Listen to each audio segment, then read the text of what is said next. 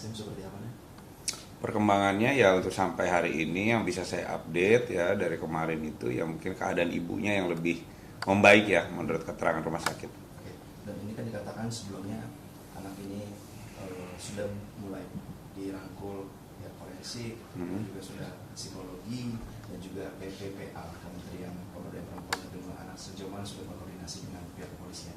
Ya kami kemarin sudah berkoordinasi ya sama baik dari seluruh stakeholder yang terkait dari Bapas, dari Kementerian PPA, setelah itu dari Apsifor ya, dari KPAI juga gitu ya. Semuanya sedang bekerja ya.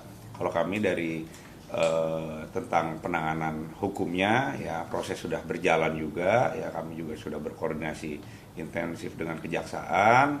Tapi kalau dari forensik masih mendalami ya, karena kan mereka butuh tahapan-tahapan ya, yang metode-metode yang memang mereka harus lakukan. Ya, kemudian ini kan ibunya kan sebenarnya kritis tapi masih ada begitu. Iya. Apakah ibunya ini juga sebenarnya dipertimbangkan begitu untuk menjadi profil saksi selanjutnya untuk diminta keterangan? Ya, kalau untuk ibunya nanti kita ambil keterangan, cuman kan tidak mungkin gitu loh dengan kondisi yang sekarang. Tapi tanpa keterangan ibunya pun ya kita sudah bisa sampai detik ini menentukan posisi anak ini sebagai apa. Petunjuk-petunjuk apa yang didapat dari pemeriksaan terhadap 5 saksi sebelumnya, mungkin apakah menggambarkan hubungan keluarga yang seperti apa, mungkin kondisi emosional anak ini, apakah sudah ada petunjuk-petunjuk yang menggambarkan? Kalau dari saksi-saksi, karena saksi-saksi kan orang luar semua ya, security dan lain-lain ya, dan bukti petunjuk pun CCTV ya, yang bisa mereka lakukan ya hanya apa yang mereka lihat dan mereka dengar gitu, itu aja.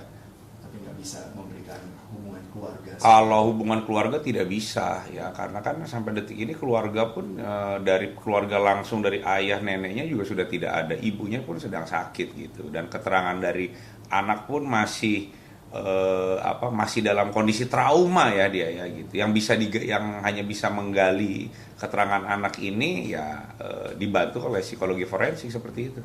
Dan tanpa mendahului apa yang menjadi kesimpulan dari psikologi forensik, melihat bahwa beliau bilang ada mendengar bisikan-bisikan seperti itu. Apakah dari pola-pola penanganan kasus serupa menunjukkan memang ini masih emosional anak di bawah umur berkaitan dengan tindakan apa yang dilakukan?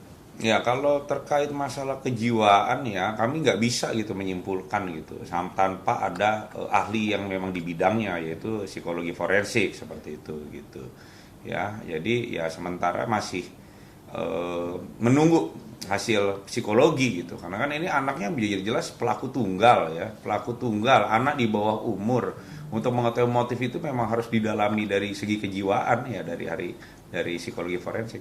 Dan apakah tindak lanjutan hukum untuk anak ini seperti yang kita tahu, bagaimana penanganan di bawah umur, atau mungkin nanti ada tambahan khusus seperti pembinaan atau dan lain sebagainya seperti apa? Ya kami sampai detik ini yang menjalani proses penyidikan ya, proses penyidikan normal ya, sampai nanti berkas kita kirim seperti itu. Update mengenai kondisi dari ibu, apakah dokter dari di mana ibu dirawat tersebut komunikasi intens untuk memberikan gambaran kapan bisa memberikan keterangan, atau mungkin kondisi terbarunya seperti apa dan sakit apa sih sebenarnya ibunya? Ya karena ibunya kan dia diserang pakai senjata tajam ya, yang jelas banyak darah yang keluar gitu, sampai dengan informasi rumah sakit juga melakukan transfusi darah gitu seperti itu. Jadi untuk bisa menanyai dan meminta keterangan ya nanti akan diberitahu oleh dokter gitu.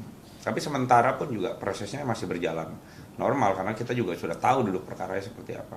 Dan apakah ada rencana untuk olah TKP lagi, melihat bahwa mungkin ada yang perlu didalami lagi dari rumah tempat kejadian perkara tersebut? Ya sementara sampai sekarang olah TKP lanjutan ya kemarin, nanti jika memang ada olah TKP kembali kami akan update.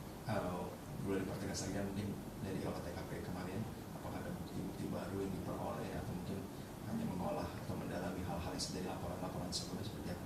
Ya kalau olah TKP lanjutan kemarin kita ingin memastikan gitu dari keterangannya korban sampai dengan olah TKP yang dilakukan ident, kita menentukan sama nggak seperti itu gitu. Ya cenderung sama. Berarti sebenarnya upaya untuk pengungkapan kasus sampai kesimpulan ini sebenarnya sudah tidak begitu lama lagi tujuannya. Ya kalau untuk pengungkapan kasus ya kami penyidik meyakini ya sampai sekarang ya perkaranya sudah duduk gitu, sudah duduk. Tinggal kita ingin mencari motifnya apa gitu. Motif dari anak ini apa? Anak umur 14 tahun, anak tunggal bisa melakukan hal ini gitu, bisa menghabisi ayah, nenek sampai ingin membuat ibunya cedera serius gitu. Ini apa ya? Ini hanya bisa dilakukan oleh psikolog. Dan untuk penanganan daripada anak korban ini, apakah sudah didampingi oleh psikolog forensik ataupun mungkin boleh keluarga-keluarga yang baik itu sepupu, mungkin bibi, paman dan lain sebagainya boleh mendampingi atau masih seperti apa? Yang mendampingi adalah psikolog, ya psikologi forensik ya, apsifor. Kalau kami didampingi apsifor. Ya, tapi kalau keluarga ya mendampingi. Kemarin ada dari keluarga dari ayahnya mendampingi juga datang gitu. Ya. Tapi yang sesuai dengan mekanismenya adalah apsifor. Izin sebagai penutup kesimpulan mengenai perkembangan kasus ini sejauh mana dan targetnya seperti apa, silakan. Sama tambahan saksi mungkin apakah nantinya akan ada? Ya kalau dari kami perkara ini pastinya karena ini memang statusnya anak ya tersangka, kami harus secepat mungkin ya mengirimkan berkas ini dan berkoordinasi dengan JPU ya agar berkas bisa segera kita kirim ya dan mengejar kepastian hukumnya. Itu aja. Penambahan saksi masih bersifat dinamis dan disesuaikan kasus. Ya kalau untuk saksi ya kita masih dinamis ya. Nanti kalau memang ada perkembangan terbaru kami akan update.